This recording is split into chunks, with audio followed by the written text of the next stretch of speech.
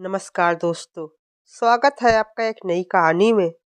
शांतिपुर नाम का एक छोटा सा गांव था जो अपने प्राकृतिक सौंदर्य और साधारण जीवन के लिए प्रसिद्ध था। यहाँ के लोग अपने जीवन को धर्म और संस्कारों के साथ व्यतीत करते थे। इसी गांव में ध्रुव नाम का एक किसान रहता था। ध्रुव का जीवन साधारण था, परंतु उसके मन में ईश्वर के प्रति अटूट श्रद्धा थी। वह रोज सुबह जल्दी उठता, स्नान करता और देवी दुर्गा के मंदिर जाकर उन्हें नमन करता। ध्रुव का परिवार भी उतना ही साधारण था। उसकी पत्नी माधवी एक धर्मपरायण और संयमी महिला थी, जो अपने पति के साथ जीवन के हर उतार चढ़ाव में खड़ी रहती थी। उनकी बेटी अमृता भी अपने माता पिता की तरह धार्मिक थी। ध्रुव और उसका परिवार कड़ी मेहनत करके अपनी आजीविका चलाता था। ध्रुव का एक सिद्धांत था, भगवान हमें हमारे कर्मों का फल अवश्य देते हैं। चाहे जीवन में कितनी भी कठिनाई आए, हमें अपने धर्म और कर्म का पालन करते रहना चाहिए। गांव के लोग उसे एक आदर्श व्यक्ति मानते थे और उसकी ईमानदारी तथा भक्ति की सराहना करते थे। हालांकि ध्रुव का जीवन साधारण था, परंतु उसे अक्सर कई कठिनाइयों का सामना करना पड़ता था। खेती करना आसान नहीं था और साल के कुछ समय में सूखा पड़ता, जिससे फसलें खराब हो जाती। कई बार उसकी फसलें बर्बाद हो जाती और वह आर्थिक समस्याओं में घिर जाता। इसके बावजूद उसने कभी भी अपनी भक्ति और विश्वास नहीं छोड़ा। एक दिन उसकी पत्नी माधवी ने पूछा, ध्रुव, इतने संकटों के बाद भी तुम ईश्वर पर इतना विश्वास कैसे रखते हो? तब ध्रुव मुस्कुराते हुए बोला, माधवी, हमारे जीवन में जो भी होता है वह भगवान की इच्छा से ही होता है। अगर आज कठिनाई है तो कल सुख भी आएगा।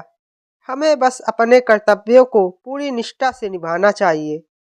भगवान हम सब की परीक्षा लेते हैं। राजा चंद्रकेतु इस राज्य का शासक था।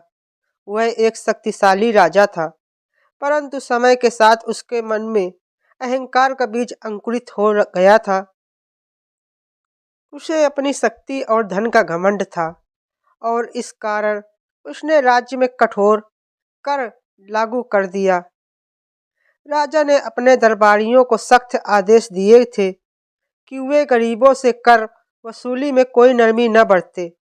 उसके दरबार में राजगुरु देवकीर एक ज्ञानी व्यक्ति थे, जो राजा को धर्म और न्याय के मार्ग पर चलने का उपदेश देते थे। परंतु राजा ने देवकीर के उपदेशों को अनसुना कर दिया और अपने अहंकार में डूब गया। राजा चंद्रकेतु का कहना था, मुझे किसी की परवाह नहीं, मैं इस राज्य का शासक हूँ और यहाँ की प्रजा मेरे आदेशों का पालन करेगी।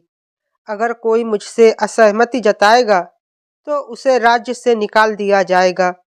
इस कठोरता से प्रजा का जीवन अत्यधिक कठिन हो गया था। लोग गरीबी और तंगहाली में जीवन बिता रहे थे, परंतु वे राजा के क्रोध के भय से उसके विरोध में कुछ नहीं कर सकते थे। ध्रुव ने जब राज्य में बढ़ती समस्याओं और अत्याचारों को देखा तो उसे अत्यधिक दुख हुआ।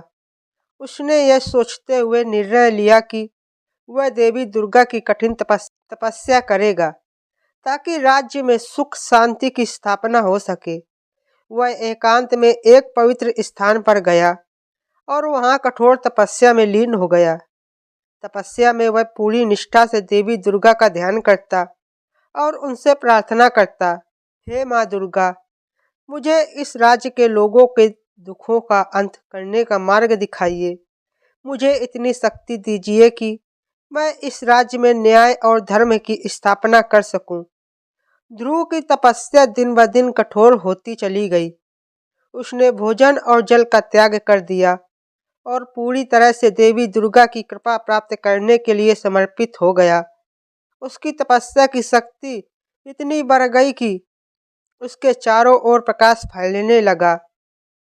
ध्रुव की तपस्या और उसकी भक्ति से ऋषि अगस्त्य प्रभावित हुए। एक दिन वे उसके तप स्थल पर आए और उसकी तपस्या को देखकर मुस्कुराए। ध्रुव ने ऋषि अगस्त्य को देखकर प्रणाम किया और उनके आशीर्वाद की कामना की। ऋषि अगस्त्य ने ध्रुव को समझाते हुए कहा, वत्स, तुम्हारी भक्ति और तपस्या सराहनीय है, परंतु याद रखना, जीवन में केवल भक्ति से ही नहीं, बल्कि सही मार्ग पर चलते हुए अपने कर्मों से भी ईश्वर को प्रसन्न करना चाहिए। भगवान चाहते हैं कि हम अपने कर्तव्यों का पालन करें और दूसरों की सहायता करें। ध्रुव ने हाथ जोड़ते हुए कहा, गुरुदेव, मुझे मार्ग दिखाइए कि मैं इस राज्य के लोगों की सेवा कैसे कर सकता हूँ। ऋषि ने कहा, राज्य में धर्म और न्याय की स्थापना के लिए तुम्हें राजा के समक्ष अपना आदर्श प्रस्तुत करना होगा। अपनी भक्ति और विश्वास के माध्यम से उसे सिखाओ कि सच्चा राजा वही होता है जो अपनी प्रजा के कल्याण का ध्यान रखता है। ध्रुव ने ऋषि की बातें समझ ली और प्रण लिया कि वह अपनी भक्ति और कर्म के द्वारा राज्य में धर्म की स्थापना करेगा। ध्रुव की तपस्या और प्रार्थनाओं से राज्य में हलचल मच गई। राजा चंद्रकेतु को रात में अजीबोगरीब सपने आने लगे, जिसमें उसने देखा कि राज्य में अराजकता फैल गई है और उसकी प्रजा उसके खिलाफ हो गई है। उसने सपनों में खुद को कष्ट में देखा और घबरा कर उठ गया। राजगुरु देवकीर ने उसे बताया कि यह सब ध्रुव के तप और भक्ति का परिणाम है। देवकीर ने राजा को सुझाव दिया कि वह ध्रुव से मिलकर उसके मार्गदर्शन में राज्य को सही मार्ग पर लाए। राजा ने देवकीर की बात मान ली और उसने ध्रुव को दरबार में बुलाया, परंतु राजा के मन में अभी भी संदेह था कि कैसे एक साधारण किसान राज्य में कोई बदलाव ला सकता है। ध्रुव जब दरबार में पहुंचा तो राजा ने उसे कठोर सवालों से घेर लिया। उसने कहा, तुम्हें लगता है कि तुम्हारी भक्ति से राज्य में कोई बदलाव आ सकता है? यह तुम्हारे जैसे किसान के बस की बात नहीं है, समझनी चाहिए। ध्रुव ने विनम्रता से उत्तर दिया, महाराज, मैं केवल ईश्वर का सेवक हूँ और उनकी इच्छाओं का पालन कर रहा हूँ। मेरे लिए उनका आशीर्वाद ही सबसे बड़ा संबल है। मैं यहाँ प्रजा की भलाई के लिए आया हूँ। राजा ने उसकी निष्ठा और धैर्य को देखकर चुपचाप सुन लिया। ध्रुव के विश्वास ने उसके मन में बदलाव की किरण पैदा की। ध्रुव की बेटी अमृता भी अपने पिता के मार्ग पर चलने वाली थी। उसने अपने परिवार और समाज के कल्याण के लिए हर कठिनाई का सामना किया।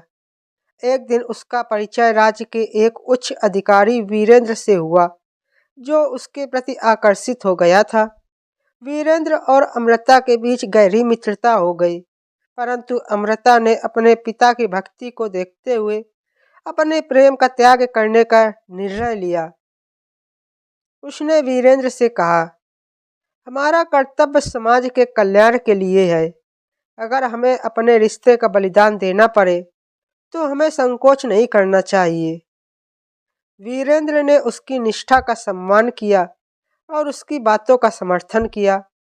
ध्रुव की कठोर तपस्या और बलिदान से प्रसन्न होकर माँ दुर्गा प्रकट हुई। उन्होंने ध्रुव को आशीर्वाद दिया और कहा, तुम्हारी भक्ति और तपस्या ने मुझे प्रसन्न किया है। मैं तुम्हारे राज्य में सुख शांति की स्थापना करूंगी। तुम्हारी तपस्या ने राजा के हृदय को भी बदल दिया है। माँ दुर्गा ने राजा चंद्रकेतु को भी दर्शन दिए और राजा को अपनी गलतियों का एहसास कराया।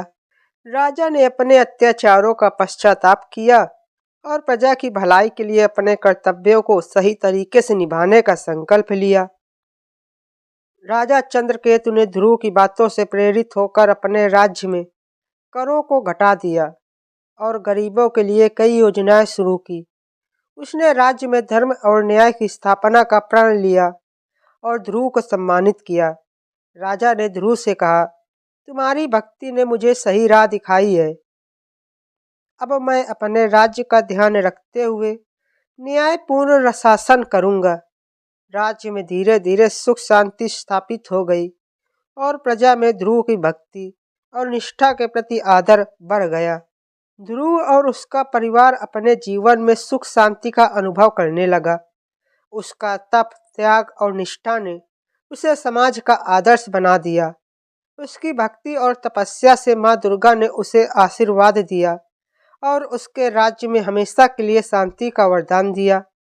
कहानी का संदेश यही है कि सच्ची भक्ति और निष्ठा का परिणाम हमें जीवन में अवश्य मिलता है। चाहे कितनी भी कठिनाइयाँ क्यों न आए, हमें अपने धर्म और ईश्वर के प्रति अडिग विश्वास रखने से सभी बाधाएं दूर हो जाती हैं। दोस्तों, ये कहानी आपको कैसी लगी हमें कमेंट बॉक्स में ज़रूर बताएं और ऐसी कहानियों के लिए हमारे चैनल को लाइक, शेयर और सब्सक्राइब ज़रूर करें। धन्यवाद।